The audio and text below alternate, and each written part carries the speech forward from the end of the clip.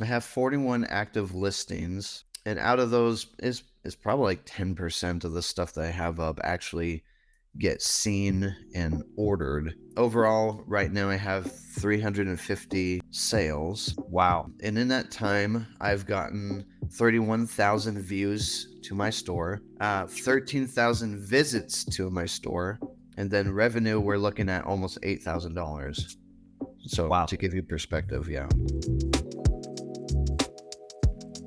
Hey everyone, welcome to another Coffee with Kittl. I'm joined by Julian. He's been on the channel before. Julian's amazing, holding it down in the Discord. Also been on Etsy for a year now.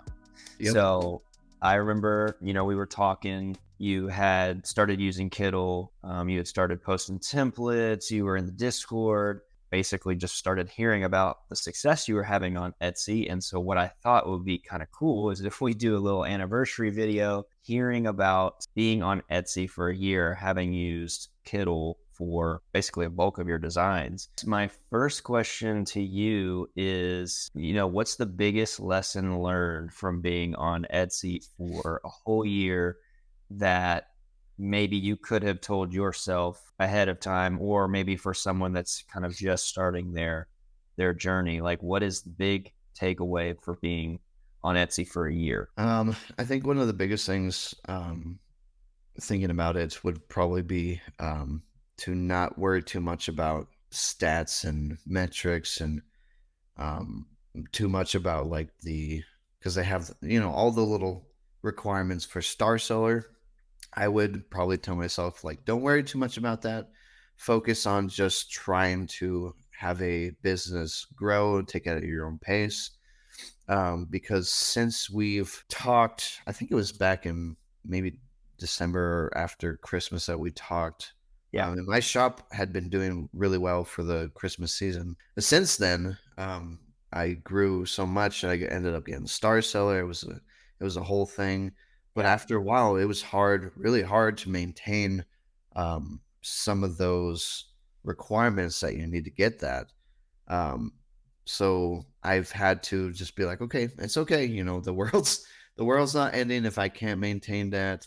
No one's going to be mad at me. My customers aren't going to be upset that I can't maintain it or whatever. And actually, orders still come in regardless or not if I have Star Seller on my shop. So it still works out. So maybe if we can talk a little bit about, obviously as much as you're comfortable sharing, what is the kind of profit that we've looked at over the last year? I mean, I know you were sharing some pretty intense statistics around the holiday last You last year, around November into December, even through December. So for your shop, maybe could you tell us how many listings you have and maybe a rough ballpark of revenue for a year? Sure. I have 41 active listings. And that ranges, I'm going to say that the range on these is pretty interesting. And what I mean on range is stuff that I started listing before kind of learning about SEO Mhm.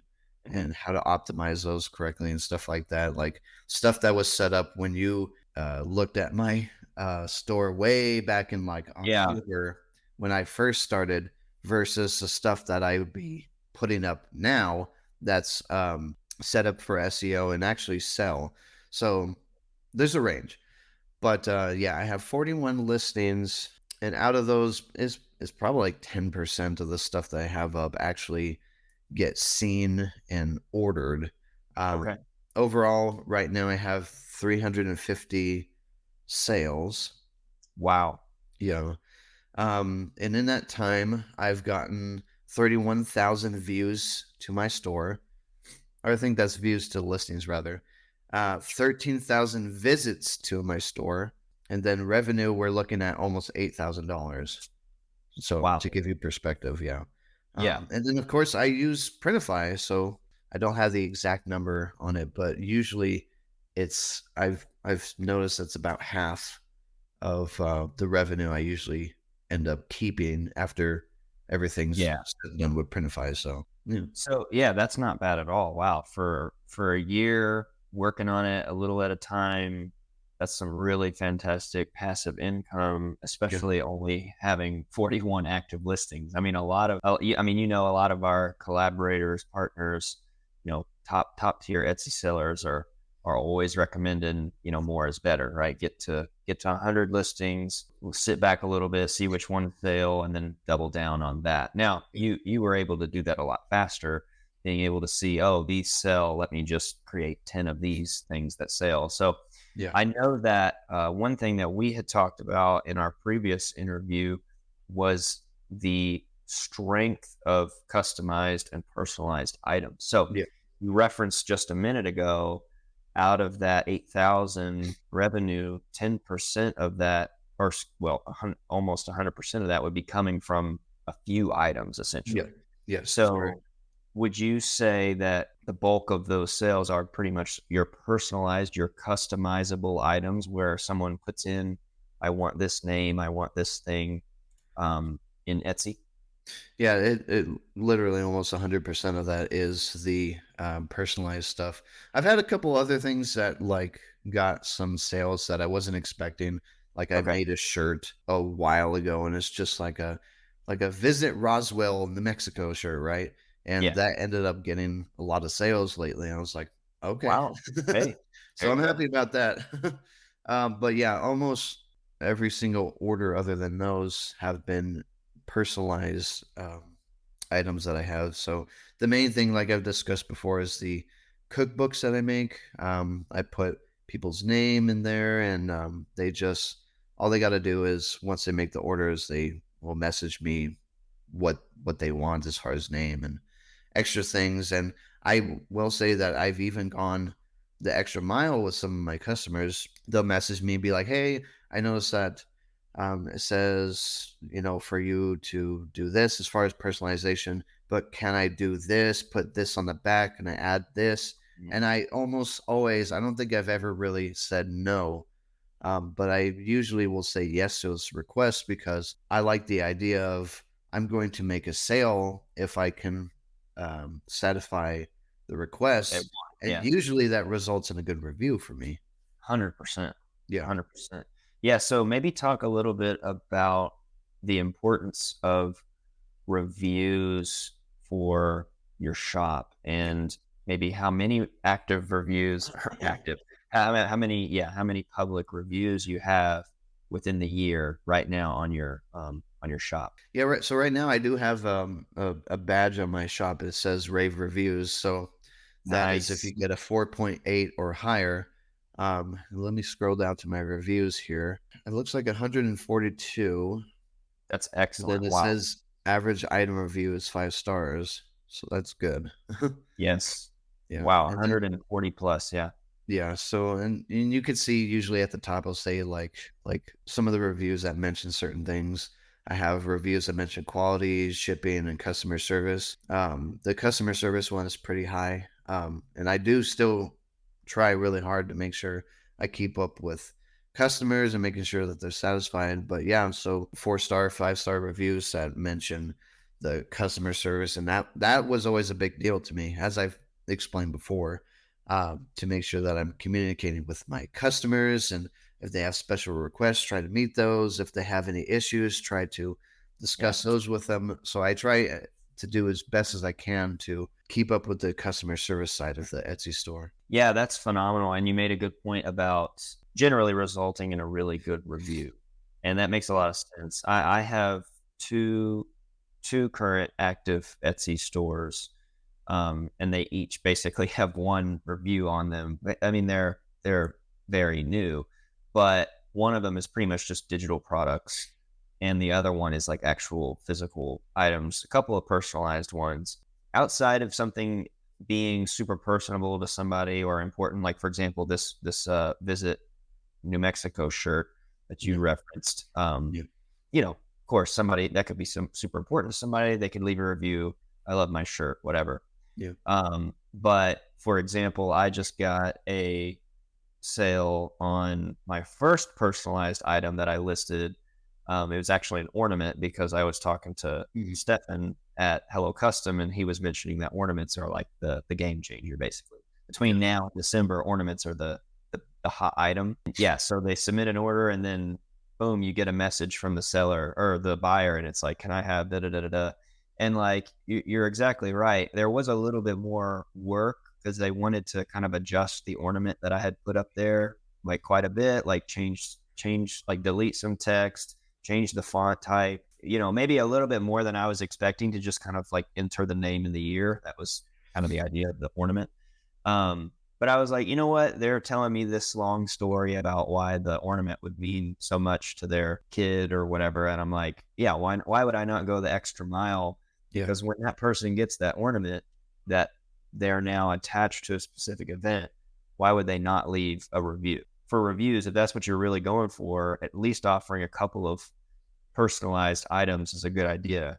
How are you managing all of these personalized orders? Because I know that in Printify, for example, Mhm. you're setting the default order submission to manual. So basically nothing. That was actually a mistake that I made. I actually didn't have that turned on, and Oh, it started my stock ornament. yep.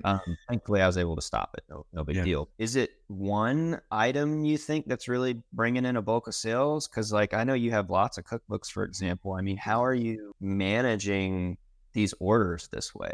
I usually sell one specific cookbook more than anything else. Okay. However, Etsy's algorithm takes that as how it takes it, but it's usually the one I get the Yeah. most sales on. It's like this darker looking one. It kind of looks leathery. Like this is the design. I don't have it with me, otherwise I would have shown it on camera. I ended up getting all my cookbooks printed and Yeah. shipped to me, so I have the whole collection. But That's anyways, awesome. so that one sells the most. But as far as like how I manage it, they're all set up on Kittl. I have all these templates, right, Okay. for all my cookbooks. And through Kittl, specifically, what I do is when I get an order, I will go to a folder where I have all my uh, cookbook templates, and I will make a duplicate of that design. So I have an original, and then I have the one I'm about to set up. I will name it based on the personalization that they specified, right? So if they say that they want the last name feature on them or to be Harringtons, I will write Harringtons Yeah. for the project name. So I'll go in, I'll edit everything, I'll put exactly what they want. I'll export it out as a SVG. That way, it's a nice big file, and then I'll go to Printify, and I will duplicate the Printify listing that I have set up for that cookbook, so then I can make it set up for that specific order. Right. I'll go in, I'll set it up and everything, and then I'll name it again the personalization that was set up by the customer. And then I just go into the order that was set up through Printify, and I will swap out the stock version of the cookbook that was ordered, swap it out for the personalized one, and that's it. The biggest thing is just being organized with the naming, because if I got like this happened to me, I think it was January, I had a video go viral on TikTok about my cookbooks. Yeah. And that is a cookbook I still get the orders on, but yeah. So I had a video go viral on TikTok, and we got like 50 orders in one day. Oh my It was God. insane. So me and my wife were working together. I was like, okay, here's what's going to happen. I'm going to start working on everything, uh, naming everything. She was going to keep track of like orders and messaging the customer. But yeah, so exactly what I'm explaining is what I did. I went and just went through all the personalization that people were requesting, making one after the other, one after the other. Sometimes it was all this one specific book. Sometimes it was other ones after people have gone to my store. Some people ordered multiple too, so I Oh had to my God. manage all of those on top of a Yeah. singular Like order. they wanted two. They Uh, wanted one for them, but then one maybe as a gift. yeah, exactly. So keeping everything organized as far as how I'm naming the files. Sometimes I would put them at the folders if it was a group order. Doing all that really saved me a lot of time in the long run, a lot of frustration, because I'd be able to go through and be like, okay, this order is this person. I got that set up. Okay, cool. Set that up. Send it through to the printer. Bam, and just straight down the list. So having everything organized as far as file names and project names on Kittl really helped me out with that. Let's use this 50 orders as an example here. Were you going in, organizing or duplicating, changing, exporting? Were you sending like a full mock-up of the book to the customer, or were you just sending the image and saying, hey, here's what it's going to look like? It'll look exactly like this on the book. They get a yes, and then you submit. Because I feel like trying to make a mock-up of both front and back would take forever if you have 50 customers. The part of my process is sending a mock-up, and the Wow. mock-up that I send is the one that's set up with Printify. So I use a specific book that's really only printed and shipped from one specific company. There's not really alternates for that. So if they run out, then they run out. But and luckily, I haven't really had to deal with that, which is good. But once I get everything set up and I go through Printify, set that up, I will grab screenshots of the mock-up on there, send that to the customer. Unless they want something specific on the back, I will just send the front. That Okay. way, you know, at least in my mind, they'll know like, okay, this is how the front is going to look like based on what my Sure. specifications are, and then I would figure that they are going to expect the back to look the same. So Yeah. I'll just send them the front. I'll say like, here is your order. Here's what it's going to look like. Do you need any changes, anything like that? And I try to set it up to where I don't need a response back unless they need something changed, right? So that way I don't have like 50 messages going simultaneously with different customers. I try to get it to where like, here's your thing. Does it look good? Yes, great. Okay. And we're good to go, right? Yeah, it's also the potential of saving you headache from them saying, "Well, can you show me what it would look like on the?" That would be my fear, I guess. Yeah. So yeah, it is that extra step, exporting, uploading. You're essentially starting the order to get to that screen with the mockup, unless you add or duplicate the template or something. Yeah. But I guess that could save you time too, because if you get to that screen, take that screenshot, they say yes, okay, great. You just hit the next button and you're good to go. You mentioned social a second ago about, TikTok and going viral, which is amazing. I remember watching that video that ended up bringing in quite a bit of sales. Yeah. How I know Etsy has some statistics, dashboard stats kind of show you traffic. It's a bit limited, maybe not quite as in depth as something like Shopify would show you, but how important has social been for getting this, $8,000 in revenue? Have you noticed that just an absolute bulk came from TikTok or Instagram, or were you about 50-50? 50% of it was people just searching on Etsy through keywords? Like, walk me through where your heavy traffic came from. Sure. So I will say most of the traffic still comes from Etsy, and Okay. that's just all after utilizing the SEO to a good degree. I wouldn't say perfectly because there's always room where you can expand in your Oh, sure. listings. But still, most of my sales come from Etsy and just the algorithm taking things.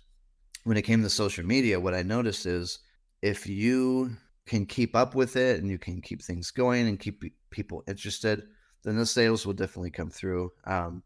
I had a hard time with it because after that, it's like I have only so many products, so it's like you have to be really creative in the types of Yeah, videos that you would put out and how sure. you would keep your audience engaged and everything. So it was to be honest, I couldn't keep up with the TikTok, you know. My video that went viral, it still gets views, it still Yeah, gets comments here and there, and I will keep up with those questions that people will have, and sometimes that results in a sale. I'll notice that some people will still order and be like, "Hey, I saw your video on TikTok or whatever." You know what I mean? Um, so it still helps out. So luckily, I had that video do as good as it did. But yeah, still, most of my sales will come from the listings that I've done pretty well on my Etsy store and that were set up pretty well as far as SEO goes. Okay, well, can you maybe walk me through some of the key ingredients that you're referencing for SEO? Like what does it really take that you did differently with these optimized SEO product listings versus kind of what you mentioned in the beginning, kind of just kind of putting up t-shirts or stickers or whatever? Like what are the key ingredients for an SEO rich listing to get picked up like you're saying? One of the things that I did was I watched a lot of videos from um, people on YouTube who are this is all that they do is make videos on Etsy and Right. how you can be successful on it. And the person that I watch the most is someone who's been featured on Coffee with Kittl, and that's Heather Studio. So I Fantastic resource. Yeah, so I watched a lot of her videos, and the ones that she mentioned, like SEO and how that works, I really took that to heart. So I ended up using eRank, which she Okay. talks about, and I would go and I would just do some research, and I knew that the cookbooks were something that I like to do, so I would go in there and I would search, cookbook, personalized cookbook, and I would just get as much as I can as far as keywords. So like I have up my listing right in front of me, the one that does really well. And in the title, it says personalized cookbook, vintage style journals, family gifts, ideas for Christmas. It's still Yeah. set up like that, even though Christmas was Oh wow. Yeah. Well, last it's year coming up back though. when they have It's it coming set up up though. for Yeah. that. But I haven't touched it because they usually say, like, if it's selling, don't touch it. Okay. Just let it keep going. So even though it says it, it's not like people are like ideas for Christmas. This is not Christmas. I'm not going to order this. People Sure. aren't usually like that, but so yeah, I have it set up like that, and then everywhere, all throughout the title, this description is just has as much as I could as far as keywords and stuff that's going to keep it going through the algorithm. But one of the best things that's kept it going with the algorithm is just how it's continued to get sales, of course. Well, But yeah. not only that, as far as SEO, but I tried to make it stand out more on Etsy compared to some of the other listings for like personalized cookbooks. Because I will say, I've seen the same mock-ups all throughout Etsy of the same book, and it's set up the same about how it's personalized and everything. So I went and I actually ordered um, The all my physical book. cookbooks, like I said before, and then I went and I just set up some of my own pictures with the books. I took a video of me flipping through it so they can see it's a real actual product. Like, this is how it looks in your hands. This is how big it is. Things like that, and I think that helps it as well. Yeah, Etsy loves videos. Yeah, And yeah, it's that extra step that I think a lot of sellers won't take, because you have to do what you just said. You have to order the item, yeah. unless you're making it at home somehow, Right. and take a video or take a picture, and it really pushes video. Mhm. So what about, are you also using eRank, of course, to get your tags, or are you kind of looking at other listings and seeing what's going well and kind of like, sleuthing some tags from other listings, or how did you come up with those? Sometimes I'll look at other listings, but it I don't do that a whole lot. I try to just keep to what eRank is giving me. And yes, I will use the tags as well with the results I get from eRank as well. Yeah, Did you at all over this last year experiment or utilize Etsy ads at all? I did. Yes, in the beginning, I utilized Etsy ads because I wanted to give myself a little push. I wanted to give myself like a good start, and then try Okay. to keep it going from there. So Etsy ads in the beginning, I utilized them, and at first it was just mostly slow, and I was just mostly spending money, right? Yeah, yeah. Uh, I think I probably kept the ads on October through the end of December. And it helped me get my first initial few sales. It helped get me through the holidays. And I turned them off once I started getting the viral success through TikTok. And since then, I haven't had them on since. And I will say, it was kind of like on and off once I was utilizing those. So it wasn't constant. But after a while, they started paying for itself, which was good. And it really helped kind of push things along a little bit. So, Do you know how much do you remember how much you were spending per day? Because you have to give it a number, I think, per listing. Well, I mean, it actually is the same number for all the listings you turned on, which can be quite dangerous. Um, yeah, I wonder if I can look back at that. Something that's telling me here is that my budget was $15 when I turned off my campaign. $15 for a listing. That's how much you were Well, I think advertising it. well, I think it was like I had it set up for $15 a day for the listings. I it's That's been a while since insane. I ran it, so I don't remember how exactly I had them set up. Yeah. Uh, Wow. I mean, I guess so. It can be lucrative or dangerous. yeah, Etsy only spins if somebody clicks through. yeah, So you could watch it really heavily for $15 a day, as you mentioned.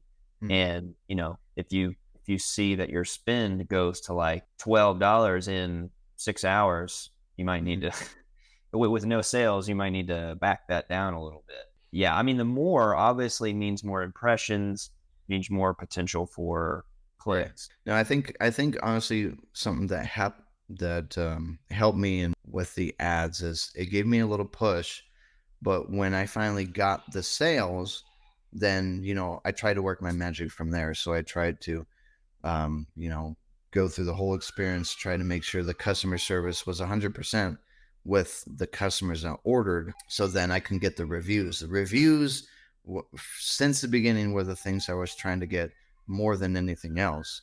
100%. Because after a while, I noticed that the ads weren't getting me as much as Yeah. just regular traffic from the algorithm was. Sure. Sure. So what so that's as I mentioned a couple minutes ago, one of my struggles for both of my shops has been reviews.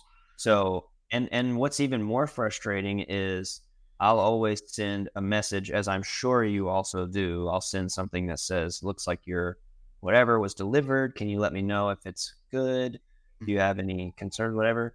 And I'll get a response. It's like, yep, looks great. And then like they don't leave a review. What was there any secret sauce that you've been doing to get 140 reviews? Because that's what I need, man. I've got like 20 sales and one review. I try to remember that, like, not everyone is going to leave a review. Of course, I Sure. have 350 sales and like 140 reviews. So Yeah, but that ratio is good, dude. yeah, it's not That's bad. That's not bad. that's not bad. That's over 30%. That's Yeah. nice. So is there a secret sauce? I don't know. My process is just I go in, I make the sale, I'll go through what they want, I'll do the process, like I said, with the design and everything, and I get my mock up. Once I get that, then it's like, okay, it's go time to contact them. I'll go and I'll message them, be like, hey, here is the design. I'll be shipping it out here shortly. If you have any questions or concerns, please let me know. And then sometimes there's no response at all. Sometimes I don't hear anything. But then most of the time, if people do respond, it's just like, yeah, looks great. Thank you. Yeah. And sometimes those people, even though it's something short, once they get their product and everything, they're like, you know what? That little extra bit of effort that the seller put in to let me know that this is how it looks and everything that will help encourage them to leave a review, which I've noticed. Because sometimes, honestly, I'm just saying, sometimes I will inquire a little bit with the customer, like, hey, like, how was your experience? Like, how did I did? What did you like? Especially if the customer is a little bit more chatty, try to utilize that. Try to give them a little bit more in depth of how you did. And then once you get the knowledge, once you get the information from the customer, try to push on that a little bit more to get some results. That's good. Yeah, I would definitely if they're feeling a lot more, chatty, that's a definitely a good opportunity just to kind of draw all that out. And that's obviously a person that likes to give their opinion or provide their viewpoint. So if that can translate into an actual review, that's a great thing. I mean, I also have if they I don't think that well, what would be really nice is if Etsy had a little thing that sends them percent if they leave a review or something. But Hmm. sometimes I will just message it. I'll just say like, "Hey, I would really love for you to let me know your experience and leave a review. And if you get around to do it, I'd love to send you a 20% Hmm. discount for something else." Hmm. Um, that's worked like once, but I mean, hey, you never know. It would be kind of cool if Etsy rewarded. I'm sure they probably do give them $5 off an order or something, just globally for all of Etsy for leaving reviews. But it would be cool if stores like sellers like us had the ability to like, if someone leaves a review, they instantly get an email. Maybe if you could just talk about how Kittl has helped you with this year on Etsy. Why would you use Kittl versus something else? What was it about Kittl that made the process kind of easier? I would just love to hear that feedback so that we can continue to even level it up more for Etsy sellers. So I mean, I've kind of talked before on how I used to design things, but I used to utilize Photoshop and Photoshop. I wanted to get into Illustrator, but I was always really intimidated by how that works, and I was like, I want to do vector stuff, but I it just seemed like rocket science to me. But the whole reason I found Kittl to begin with because I was looking for better ways to do vintage designs because I really like doing that. I think it adds a lot of character. And Kittl, especially with the text effects, is really good with that. But one of the biggest reasons why I've been staying using Kittl like 100% for any of the graphic stuff I do is the fact that I can go search and find all these little elements and graphics that I can use. And because before I would just go to Shutterstock to try to find different graphics and elements for me to use.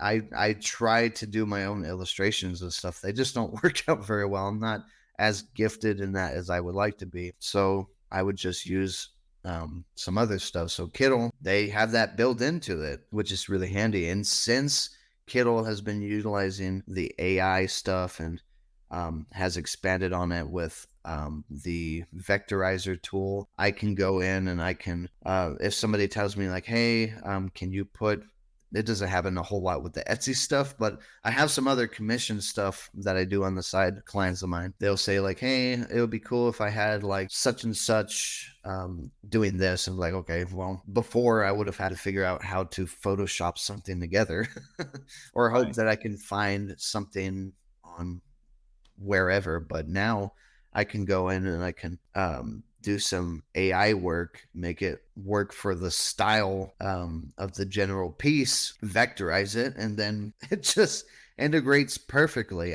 That's the workflow that I have on Kittl. It's perfect for me right now. And seriously, Wow. since Kittl has introduced the AI stuff with the vectorizer tool, that is 100% how I've been making all my little elements and all my little illustrations lately. Is just with those couple of tools. They're really powerful and Yeah. they give some really good results. That's really good news, and we're only going to make them better. Like you mentioned, the vectorizer tool, that's a really strong tool to be able to take the AI image and then make it vector, right? So you Yeah. take a pixel, you take a rasterized image and you turn it vector, or experiment with you can experiment with the text to vector presets, Mm. which you're limited in your color there, of course, Yeah. until we're actually working on something to make that even text to vector with multiple colors. So that's going to be Right. as well as one thing that I think will help drastically improve your workflow will be of course the multiple artboards where you can easily just duplicate that template, export, duplicate, so then Yeah. your project folders even become even more organized basically, Oh yeah. or not so many. Yeah, you don't have 100 projects, you have one for each. Hmm. Yeah, that is great to hear. Is there anything last on your mind before we land the plane here that you would say or encourage new sellers on Etsy that are just starting their journey for beginner sellers? Like I said earlier, like it's important to not get hung up too much on stats and the metrics of it, and to worry too much about like, well, if I don't do this, and I'm not going to get star seller. I think, in my experience, if you do work hard at it, it'll come for sure. And if you lose it, don't worry. There's always next month. Like Etsy is always looking at your stuff and they're always updating things. So like maybe one month you get star seller, maybe the next month you won't, but you will bump up your productivity to get it again. And then the next month you could probably get it again. So don't worry about it too much.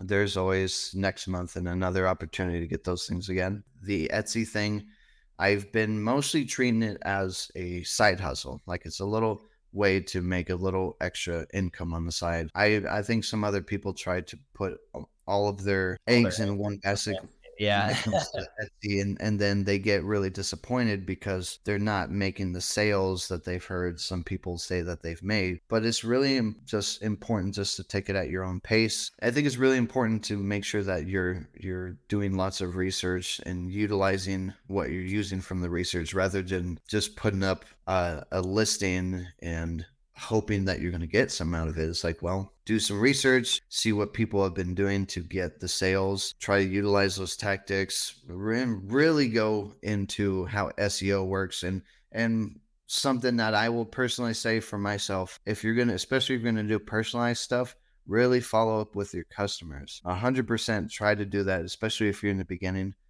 Because I think that is something that'll set you apart and will make a memorable experience for your customers. Because seriously, not just in print on demand, but with Etsy, there are tons of similar products. You have a lot of competition. So anything you can do to set yourself apart should be something that you focus on. Excellent advice. Fantastic. Everyone, thank you so much for watching. I hope this has been helpful. If it has, let us know. Hit the thumbs up, comment below, join the Discord. Both Julia and I are in the Discord. We'd be happy to tackle your print on demand questions. And of course, don't forget to check out the other interviews in the Coffee with Kittl playlist. I'll link that below for you to check out because a lot of these people Julian has just talked about, we interviewed on Coffee with Kittl that are going to give you some massive tips. So don't forget to subscribe so you don't miss anything. Thank you so much for watching, and we will see you in the next one. Bye.